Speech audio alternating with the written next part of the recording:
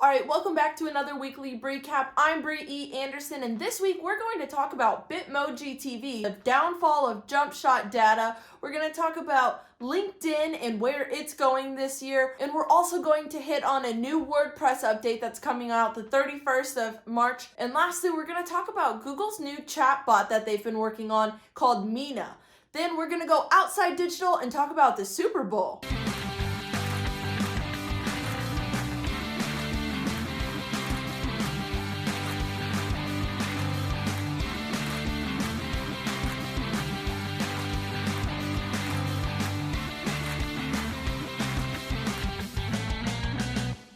All right, first things first, I want to talk about this Bitmoji TV that Snapchat just released this weekend. In case you didn't know, Snapchat released Bitmoji TV, which is 4-minute short animated clips that make your Bitmoji the star of the show. So I watched mine. It's a personalized little, it's kind of like a comic, right? And they said that they're like Comedy Central style. They're PG-13, so just be wary, parents. They're PG-13, and they're just, like I said, there's these little Comedy Central type shorts. Mine was pretty interesting. I guess they're the same for everyone, but the difference is that it's your Bitmoji that's the star of the show. And they use the people that you've interacted with the most recently and maybe even like a significant other. And they bring in like actors and actresses. So they have like guest stars on there, and it's just a really personalized piece of content created just for you. What I thought was really interesting about this, well, there are a few things that are really interesting about this, but what I want to say first is that it's on the Discover page, right? So they're really driving more traffic to that page. And the content, like I said, is 4 minutes. So this is like leading me to believe that Snapchat is trying to keep people on their platform more, maybe get used to longer form content. This Bitmoji TV is 4 minutes and it's not cut, so it's all the way through. And it's episodic, like it's an actual series, right? So I believe that they're creating longer form content and bringing people back because they're trying to keep people on the platform longer. You know, if you're only getting 10-second videos from your friends, you're gonna go on there, watch your friends' videos, maybe tap through a few stories. And so like the average time on the app every time somebody logs on isn't that long. Right now there are no ads in the Bitmoji episodes, but I'm sure that will change coming up. I think they're just trying to get people hooked right now and kind of roll it out and see what happens. But I really see there being a future for longer form content on Snapchat. I know a lot of my friends that place ads on Snapchat see really good results. So I'm sure we'll start to see, you know, maybe more people going towards Snapchat to place more ad dollars and maybe to create some of that longer form content that you would see in the Discover pages. What's also really cool about this Bitmoji TV is that it really does target that younger audience. So when Snapchat came out, I was in high school. All my friends got on it very quickly. And now all of us are in our mid to late 20s. And this is content that really speaks to kind of that age range. Again, that Comedy Central-esque kind of pushing the edge a little bit. And so they're trying to, I think, keep us on the platform. They're saying, okay, we know that you guys were the ones that bought in. How do we keep you on? And they're really speaking to our interest and just the youth culture in general. But mostly, this is just another case of Snapchat being an innovator and pushing technology created once, obviously. Like they create the episode once, but it changes for every single person that views it. Snapchat just continues to push the envelope on personalization and technology just in general. And I think we'll continue to see that, especially as we start to see more and more competitors in this space. We're getting kind of full here as far as short form video goes. And so I know that Snapchat's probably feeling that heat, but by continuing to push technology, I think they'll stay relevant here for a couple more years. All right, the big SEO news this week is that Jumpshot data is going to be no more. This just came as a surprise, I think, to all of us. Jumpshot data is something that Rand Fishkin has pushed and cited multiple times throughout his career. It's what the US Congress referenced in their hearings the last few years. Basically what happened is Avast, the parent company of Jumpshot, was accused of collecting data packaging it and selling it, and somewhere within that process, it was saying that they were doing it unlawfully or like not following best practice. So if you don't know what Avast is actually some sort of protection service that goes on your computer, right? So they have to check every single URL that you're going to when you're going through the internet, because it's saving you from malware, right? They would randomize like your name and IP address and all of that. None of that was shared. They'd randomize that, but then they would sell the data and say, you know, the X amount of people are visiting these sites and what have you. But again, like I said, they were accused of somehow something with their privacy was wrong. They didn't go through the process correctly, whatever. Currently, there's no timeline for when it's actually, like, Jumpshot itself is going to be shut all the way down and when we're going to lose all that data. But I know that the major concern, especially in the SEO community, was that so many of our tools reference a lot of Jumpshot data, but many of these tools have assured us that they're not only relying on Jumpshot data, so we're going to be fine. They're going to just be using those other sources that they pull from. But again, it was a major shock to the SEO industry, and honestly, these are the things that I fear with the current privacy push. Yes, there need to be rules in place. Yes, we need to be careful about the information that we're getting about people, and the way they use the internet and the things they do. But the reality of it is, if people are following the rules, if we have rules and people are following the rules, data is valuable, right? You don't want to watch bad commercials. You don't want to see things that don't pertain to you, right? And data is what allows marketers, allows businesses, allows all sorts of people to do their job. People have been selling data since the beginning of time. This was my argument at the very, very beginning of all of this, was that people have been selling your data since the moment they could collect data. I mean, even when it was just pen and paper, they were selling data. They were selling customer lists. They were doing all these things. Now, yes, there needs to be a line that's drawn, but if we continue to focus on, you know, the Jumpshots of the world, they didn't go to trial or anything. The parent company just said, all right, and we're going to call that a wrap, because they probably don't have the money or the time to fight a lawsuit like this.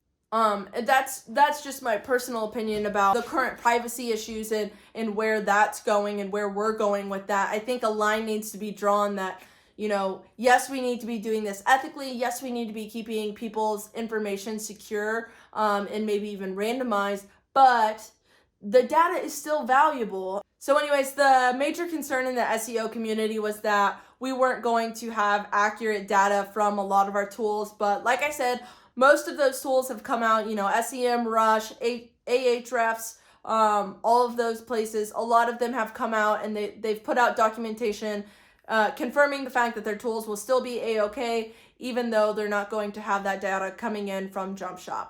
All right, now let's talk about LinkedIn. I'm super excited about LinkedIn this year. I know I've talked about it probably 2 or 3 times since starting this, and it's only been a month, but LinkedIn has reached over 675 million users, and their engagement has been up over 25%. In the last 3 months alone, they've grown by 15 million users. So LinkedIn is really booming right now, and I think a lot of it has to do with the fact that many of our platforms are becoming pay to play for businesses, and they're finally starting to understand that LinkedIn allows you to get a lot of organic reach right now, and that's really too where LinkedIn's putting their money. Not only is LinkedIn boasting about their awesome numbers right now, they also just announced the merger of Elevate for company pages. Elevate used to be a paid program where companies could pay for a curation of content to share with their employees. In return, hopefully their employees would share out with their networks.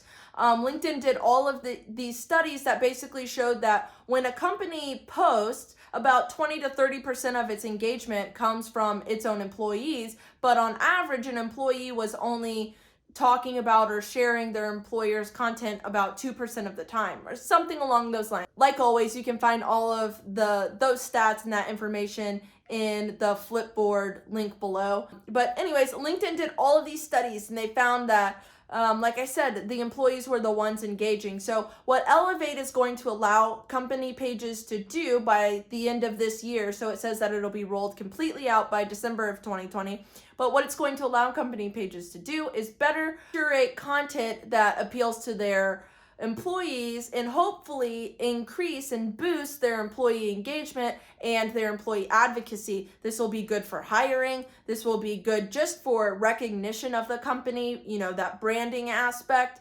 And it'll be good for engagement too. Elevate also has good analytical tools so that a page will be able to kind of measure their impact using that content.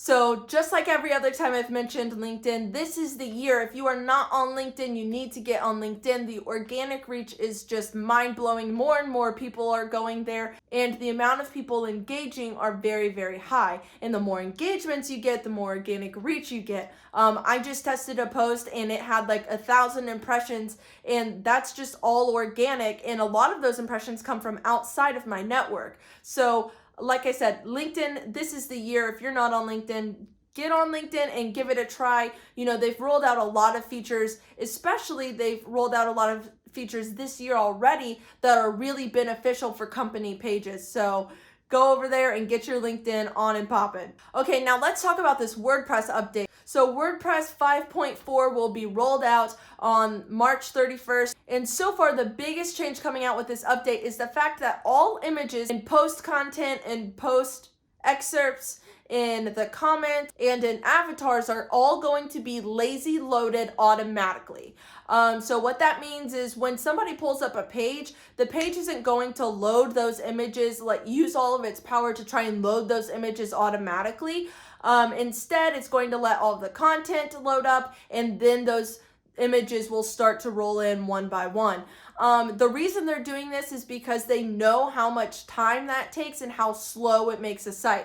So WordPress is going to say, to standardize the process of minimizing and lazy loading these images, we're just going to build it into our core update. Now, a lot of developers are probably freaking out because they want control over that. No big deal. WordPress in their documentation has already laid out how you can go in and specify which images you want to not lazy load and how you can classify that and make sure that all of those are loading right away. Again, this is just pushing the fact that page speed is going to be a huge deal again this year, because if you get to a site and it's slow, you're not going to stay on, and then all of a sudden your bounce rates are high and Google's pushing you down in the rankings, right? We don't want that. So you need to make sure that your page speeds are fast, and people don't understand how much time and energy a website takes on loading images, especially large images, right? So I'm excited for this lazy load feature because I'm not a developer, I'm not a coder, and it's gonna be nice to know that WordPress, when it updates, is just gonna automatically lazy load all that stuff for me. So again, really focus on that page speed this year, because people are going to expect those websites to be faster than ever, and if people expect it, then Google's gonna expect it. This is also a big deal because of mobile phones, right? So we're getting 5G this year, so we're gonna have, more power. But again, those images, man, they just take so long to load. So just know, again, especially for the developers out there, just know that this update is coming and start to plan what it's going to look like, what that process is going to look like for you to specify which images you do not want lazy loading, okay? Now let's talk about this chatbot that Google's been working on called Meena. So apparently Google has been working on a chatbot that's more human-like, right? So when you talk to a lot of chatbots right now, even if the AI is pretty good, the conversations don't feel conversational, right? You're getting an answer back. They sometimes tell jokes and do weird things, but it just doesn't feel like a conversation. Well, apparently Google has been working on this chatbot that they've tested on a 2.4 billion parameter model. And when it went through this test afterwards, that tests for sensibility and things within a conversation, the Meena chatbot actually scored pretty closely to a human when it comes to chatbots. It was quite up there. So it's interesting to think that Google's working on a chatbot. My guess is that they're working on this for their voice assistants, but that eventually they are going to shift into chatbots, probably because they've seen that Facebook chatbots are all over the place on people's websites and whatnot. The reality of it is chat is a big deal right now. We've gotten used to talking to our phones. We've gotten used to talking to smart speakers. We've gotten used to talking to automated bots on websites. So Google's recognized this, and if Google's recognizing it, then we know it's serious. And if you're not already using a chatbot, I encourage you to at least go out and try one. Just build a simple one. There are tons of places to build chatbots for free. I'm really excited to see Google's chatbot roll out because I think there's a lot of opportunity there. But I am a little bit concerned too about what they're going to do with that chatbot. Right now they say that they have no plans to launch this chatbot, but they just made it known that, hey, we created this and it's doing pretty well so far. So be on the lookout. So I guess be on the lookout. All right, now let's go outside digital and talk about this Super Bowl. So actually, confession, I'm recording this on Saturday night because I've got better plans for Sunday, which is Super Bowl Sunday.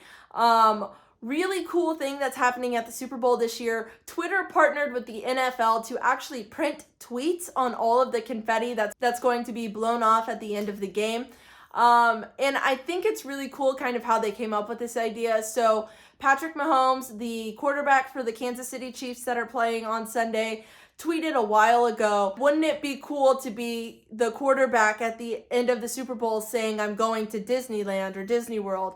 And Twitter thought, well, wouldn't it be cool to print that on a tweet? And if they won to have, or to print that tweet on a piece of confetti, and if they won so that all of that confetti came down and Patrick Mahomes could see this tweet that he wrote so many years ago, and to see how far he's come. So what's really cool is they started a hashtag and allowed fans to tweet to it. They say that this year, especially, Twitter fans have been more active than ever during the NFL season. So this is also kind of a reward to the Twitter audience that's been really active this year to kind of, if they can't get to the Super Bowl, get to the Super Bowl in a cool and exciting way. So, like I said, they created a hashtag that fans can tweet to all throughout the game. So they're actually going to be, they've already printed some confetti, but they're actually going to be printing the confetti during the game with users' tweets. They said they plan on having over 100 tweets or 100 different tweets printed on the confetti.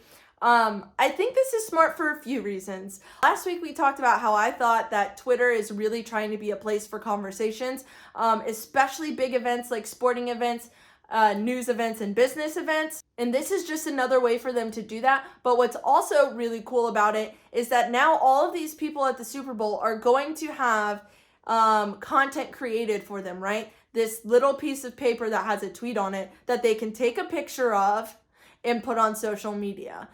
So people are going to be talking about Twitter at the Super Bowl as they're tweeting. And it's just a really cool idea. It's really exciting. I know that they've already teased out some of the tweets. One of them was like, if you see this, the 49ers won the Super Bowl. There's all sorts of things. And it's just really exciting to kind of see all these people get behind it and get excited about it. So I'm excited to see who wins the Super Bowl, but I'm also excited to see all of these tweets that we're going to get afterwards with pictures of tweets at the Super Bowl. That's all I've got for this week, guys. Thank you for sticking around and getting through this with me.